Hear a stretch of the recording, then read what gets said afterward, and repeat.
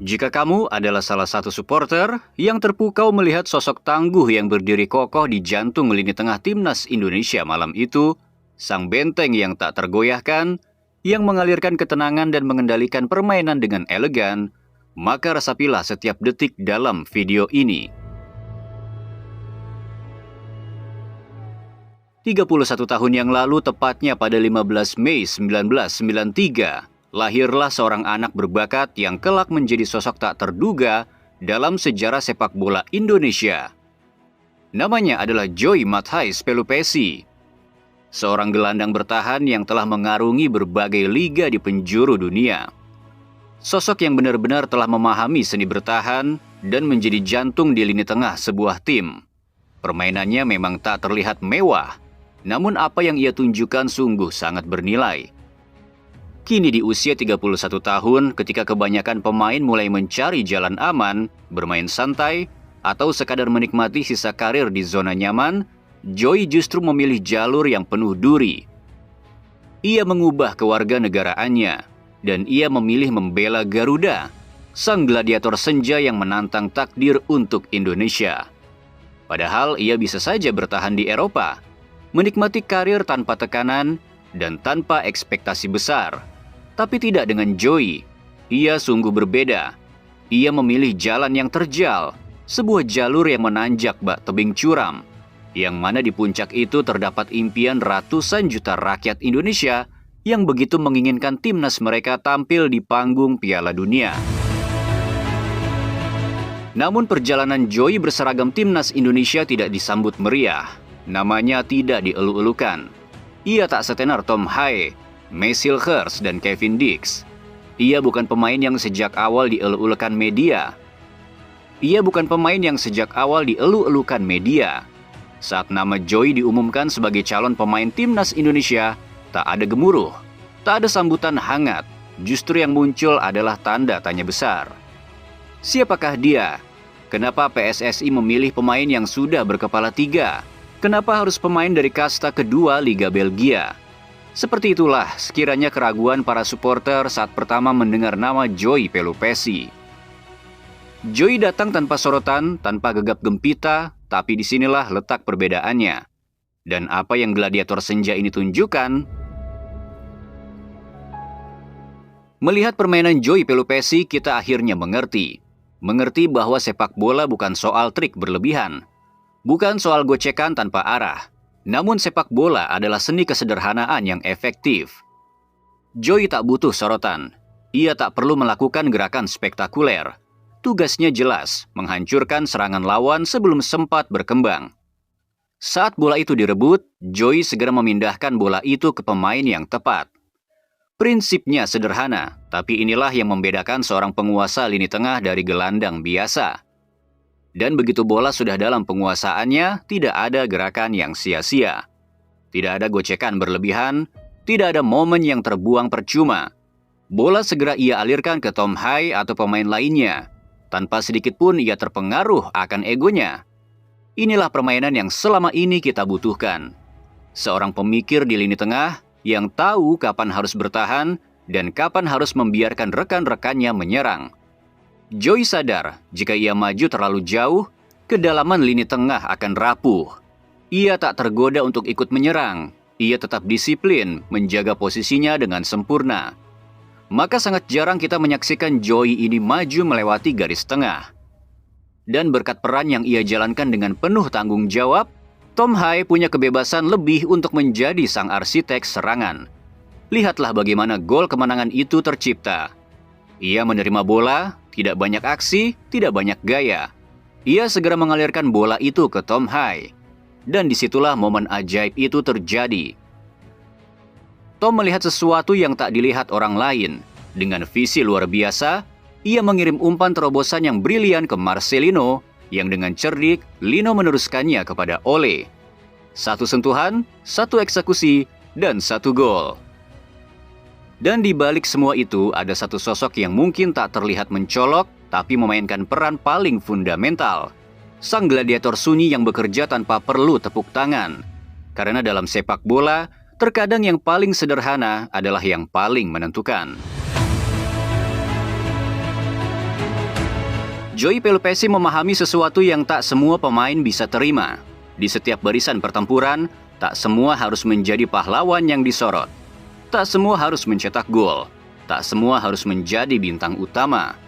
Dan Joey, ia memilih peran yang sunyi tapi krusial. Ia tak perlu menjadi sorotan. Ia tak haus akan tepuk tangan.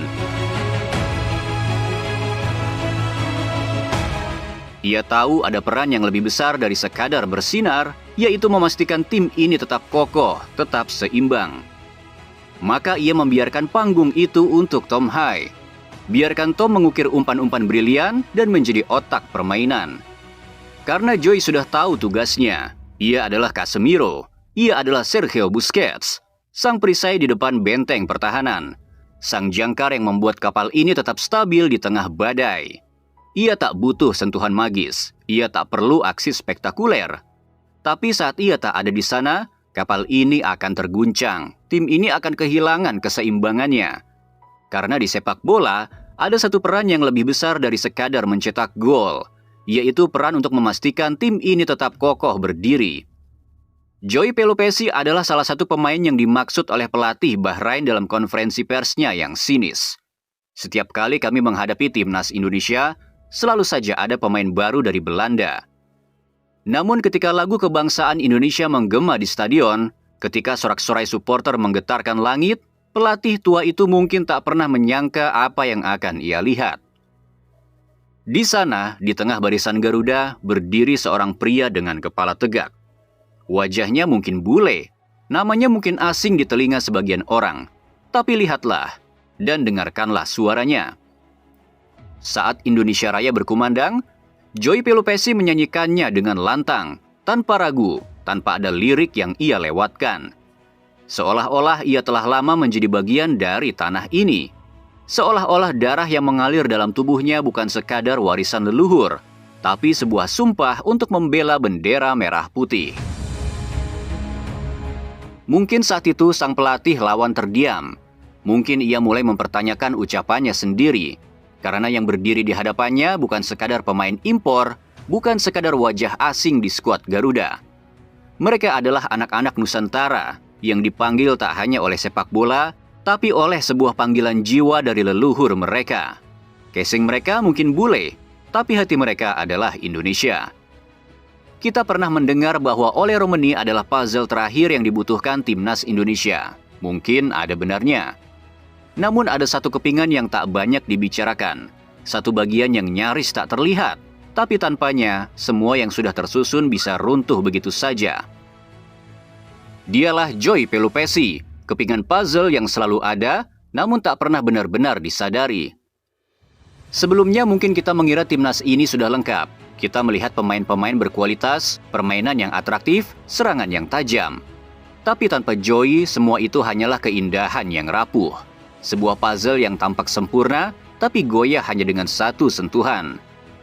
Namun ketika kepingan kecil itu akhirnya diletakkan di tempatnya, segala sesuatu berubah. Timnas Indonesia menjadi utuh, menjadi kokoh, menjadi sebuah unit yang tak mudah diruntuhkan. Itulah peran Joey di tubuh Garuda. Bukan pemain dengan gemerlap sorotan, bukan sosok yang banyak dielu-elukan, tapi dialah penjaga keseimbangan. Dialah pilar yang membuat segalanya tetap berdiri tegak. Dan kini setelah kita menyaksikannya, kita tahu Garuda tak hanya butuh pemain yang bersinar, tapi juga butuh seorang Joey Pelupesi. Bahkan Patrick Kluivert pun tak mampu menyembunyikan rasa bangganya. Dengan mata yang penuh kebanggaan, ia berkata, "Saya sudah lama mengenal pemain ini, dan malam ini dia membuktikan kualitas dirinya yang sebenarnya." Kata-kata itu bukan sekadar pujian, itu adalah pengakuan. Disitulah seperti ada penyesalan bagaimana mungkin pemain sebagus ini tak ia turunkan sama sekali di laga melawan Australia. Namun malam itu bukan hanya Joey yang mendapatkan pengakuan. Saat peluit panjang berbunyi, Joey berdiri di tengah lapangan memandangi tribun yang bergemuruh. Sorak-sorai tak berhenti. Ribuan suara menyatu menjadi satu gelombang yang mengguncang langit Jakarta. Dan Joey hanya bisa terkesima. Setelah bertahun-tahun berkarir di berbagai belahan dunia, setelah merasakan atmosfer dari banyak stadion besar, malam itu ia mengakui satu hal dengan penuh ketulusan.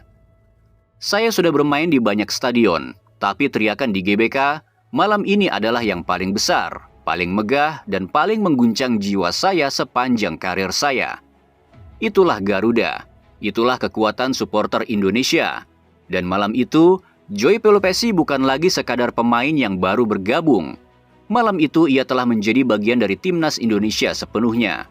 Ketika ditanya tentang perannya di Timnas Indonesia, Joy Pelupesi mengatakan, sebagai pemain tengah, tugas saya adalah mengontrol permainan. Saya ingin memastikan rekan-rekan saya bisa berada dalam posisi terbaik. Tapi ini bukan tentang saya, ini tentang tim. Saya hanya ingin membantu Timnas Indonesia.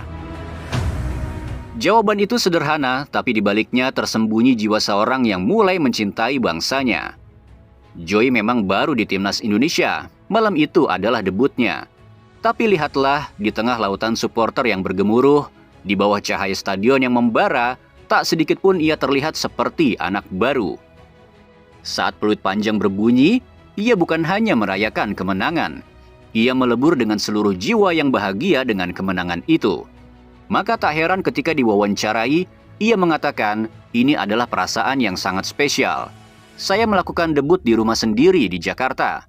Dan rasanya benar-benar seperti berada di rumah. Ini sangat istimewa. Ia menyanyikan lagu kebangsaan dengan lantang. Ia merayakan kemenangan dengan sepenuh hati.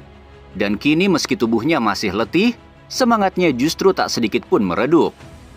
Di balik keringat yang masih mengalir, di tengah nafas yang tersengal, Joy justru menatap ke depan. Ia bahkan tak sabar menunggu bulan Juni.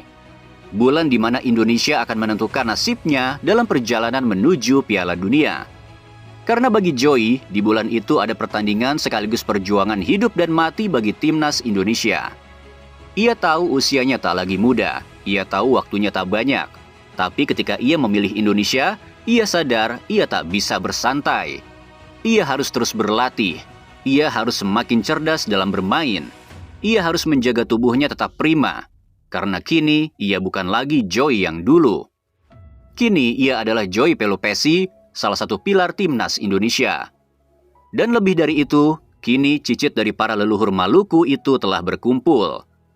Mereka bagikan pejuang yang akhirnya kembali ke medan tempur yang seharusnya. Mereka bagikan leluhur mereka yang kembali turun ke tanah air dan siap untuk berjuang. Patinama, Bakar Besi, Lekatompesi, Orat Mangun, dan tentu saja Pelupesi. Kini mereka berjuang di bawah satu bendera. Bukan lagi hanya nama Belanda di jersey mereka. Kini mereka adalah Indonesia.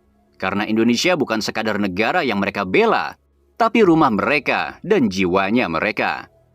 Dan saat bulan Juni tiba, Joy Pelupesi akan berada di garis depan, bertempur dengan darah dan keringat, demi satu mimpi, yaitu membawa Timnas Indonesia tembus ke pentas tertinggi, yakni Piala Dunia.